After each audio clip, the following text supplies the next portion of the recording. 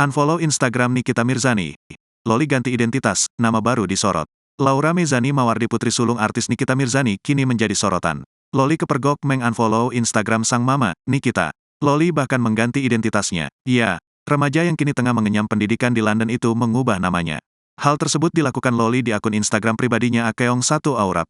Tidak lagi menyematkan nama keluarga Nikita Mirzani yakni Mawardi, Loli memilih nama lain. Loli terlihat menggunakan nama Dedola di belakang namanya.